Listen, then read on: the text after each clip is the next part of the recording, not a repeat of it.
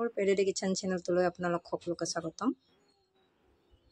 এইটো ৰৌ মাছ লৈছোঁ আৰু ৰৌ মাছখিনি মই অকণকৈ ভাজি লওঁ 4 পিচ কৰি। আৰু ঘৰৰে পানীলাও লাগি আছে, মই এনেকৈ এটা ছিঙি লওঁ।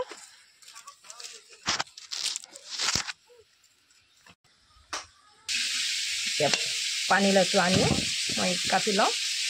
পানীলাওটো কাটি ল'লোঁ আৰু সৰু আলু মই বাকল নেনেকুৱাকৈ দি দিলোঁ 4টামান।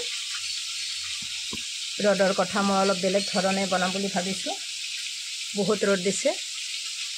পানীলাও খাবলৈ ভাল, গৰমত ভালে হয়, গতিকে মই পানীলাও বনাইছোঁ।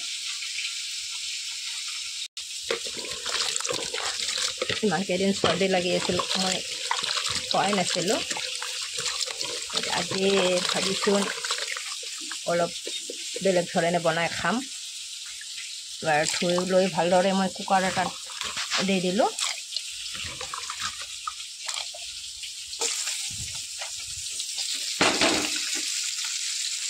আৰু আন চাইডে মই লাওখিনি বইল হ'বলৈ দিছোঁ। এতিয়া কুকাৰৰ হুইচেল মাৰিছে এটা, মই এইখিনি বইল হৈছে আৰু এতিয়া মই ইয়াতে ঘাটনি মাৰি দিম, মানে ঘাটি মই খুটি ল'ম। এনেকৈ পূৰা ঘাটি দিলোঁ আৰু গোটেইটো গলিয়াই গৈছে।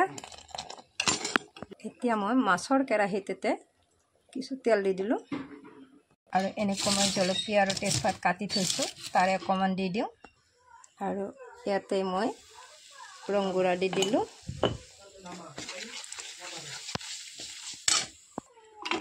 এতিয়া কুকাৰৰ পৰা দি দিছোঁ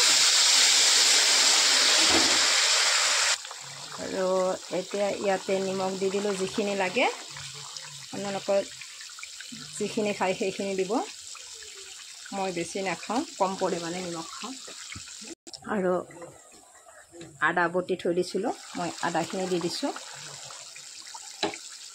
ইয়াত বেছি মছলা মই নিদিওঁ, কেৱল আদাই ব্যৱহাৰ কৰিছোঁ। ইয়াৰে মই মাছ এই উতলাই থাকোঁতে দি দিছোঁ। সোনকালে দিলে ইয়াৰ সোৱাদটো উঠিব। এনেকৈ কিছু সময় উতলি থাকিবলৈ দি দিছোঁ। এতিয়া অকণমান ইয়াতে মই জিৰা গুড়ি দি দিছোঁ, নাম মাত্ৰ দিছোঁ, বেছি নিদিওঁ।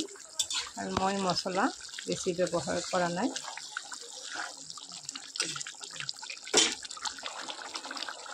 ধুনীয়াকৈ উতলি আছে, এতিয়া হৈ গৈছে। মই গেছটো নমাই দিওঁ।